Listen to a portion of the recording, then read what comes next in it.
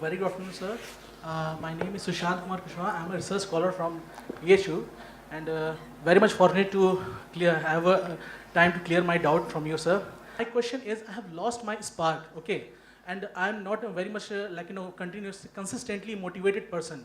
I have lost my motivation. How to regain that? To live my life and lead in a like a joyful way, to regain your inner peace. Thank you, sir. See,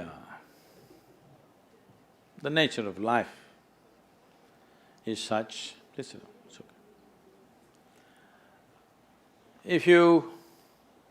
If you go outside in the garden and try to catch an ant, the BHU ant, who is born here, who's grown up here and probably he'll die here, that BHU ant, if you try to catch him, he'll say, okay, to hell with my life, okay, crush me if you want. Is it so? He'll do everything to protect himself. He values his life, isn't it? Very much or no? Tiny little creature that we may not even notice, we may step on him without even seeing him, unfortunately. But he values his life immensely. Does he or no? He's got spark. But you, a human being, at least on this planet, you're the peak of evolution, physiologically at least. Yes? If other behavioral aspects, if we may have questions but physiologically at least, the most evolved creature on the planet. What the most evolved creature on the planet means is, it has the most complex neurological system and it has the highest level of cerebral capability. That means you can think, you can remember, you have memory. You have a very vivid sense of memory and a fantastic sense of imagination. An ant doesn't have such a vivid sense of memory, nor does he have any great imagination. He has some. But he has a presence of mind about the life that he is living. Because the education systems that you're going through right from kindergarten level is such that it is about everything except you. It's about everything else. Somebody is PhD in tourism, somebody is PhD in biotechnology, somebody is PhD in something. Nothing about this. How does this function? There is no attention at all. A human being functions. You know, you have a Kala Bhairava temple here. What this means is, a human being exists in three times.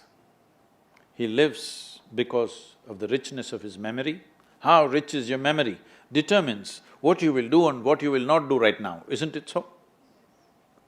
So memory is important, the present experience is important, and how vivid is your imagination for tomorrow is very important.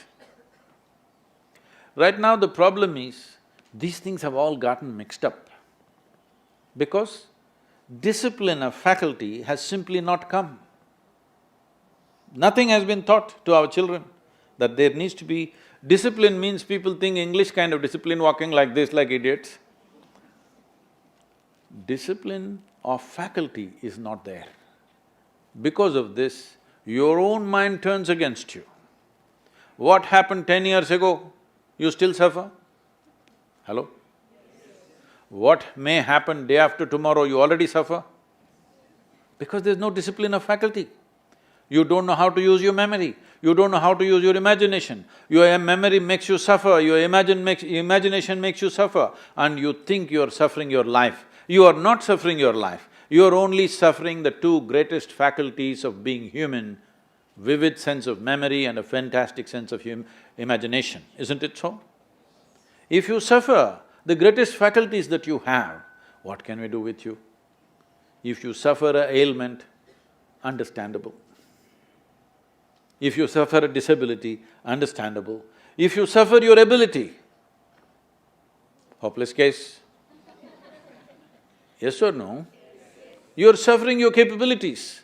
If you're suffering your disability, it's all right. You're suffering your capabilities.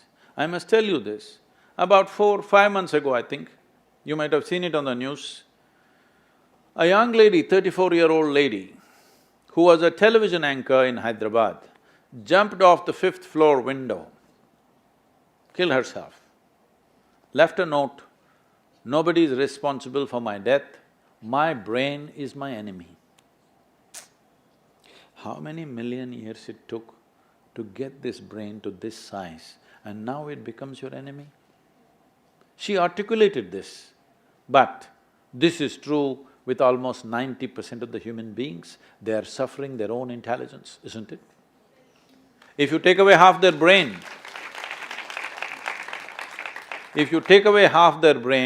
they will be peaceful. Yes. And that is why a whole bunch of idiots are going about saying that the ultimate goal of life is peace of mind. Such people will only rest in peace. Now you, young man, university life, if somebody is not keying you up all the time, it could become too easy, you know. Even I remember, when I went to the university, most of the time we were in the canteen or in the garden. So the easiest part of my life was university. I think, I know nobody's going to like it but I think this university time must be shortened unless somebody is producing something brilliant. They must be chucked out within 3 to 4 years' time, everybody. If they're doing something very focused and very intense, they must stay. Otherwise, see, this is all I'm telling all of you young people. Do whatever the hell you want in your life, but you must be intensely focused on something. If you're not investing in anything, your life, it will just go waste. Because as I told you in the very beginning, one basic ingredient of your life is time, and this is just going away. Already you're 2 hours closer to your grave since I came here. Yes or no? 2 hours closer to Manikarnika. Yes or no? Yes, you are not immortal, it's just a limited amount of time.